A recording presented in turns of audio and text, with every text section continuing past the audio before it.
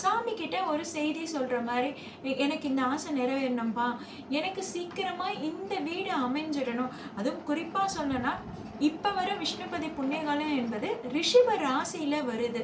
ரிஷப ராசின்றது சுக்கிரனுக்கு அதிபதி, அதுவும் இல்லாம அது நில ராசி.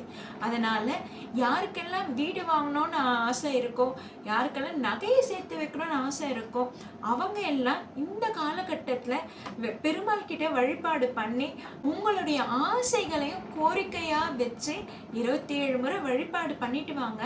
உங்களுடைய ஆசைகள் விரைவா நிறைவேறும். ஓகேங்க, 27 முறை வழிபாடு பண்றேன். இந்த 27 முறை நான் வலம் வரும்போது என்ன சொல்லி வழிபாடு பண்ணலாம், இதுக்குன்னு ஏதாவது ஸ்பெஷலா மந்திரம் இருக்கா அப்படின்னு கேட்டிங்கன்னா, நமக்கு தெரிஞ்ச விஷ்ணு சஹஸ்ரநாமம் சொல்லலாம், இல்லை விஷ்ணு சூக்தம் சொல்லலாம், விஷ்ணுவோட 1000 நாமங்கள் சொல்லி கூட வழிபாடு பண்ணலாம். இல்லை எனக்கு ரொம்ப தீராத கஷ்டம் இருக்கு, என்னுடைய ஆசைகள் சீக்கிரமா நிறைவேறணும், எனக்கு பிரச்சனைகள் அதிகமா இருக்கு, எனக்கு கஷ்டம் அதிகமா இருக்கு, கடன் தொல்லை அதிகமா இருக்கு, அதுக்கு நான் ஏதாவது குறிப்பிட்ட மந்திரத்தை சொல்லி வழிபாடு பண்ணலான்னா கண்டிப்பா பண்ணலாங்க.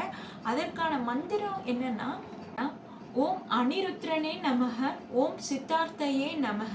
அதாவது காரிய தடைகள் விலகவும், பிரார்த்தனைகள் சீக்கிரமா நிறைவேறவும்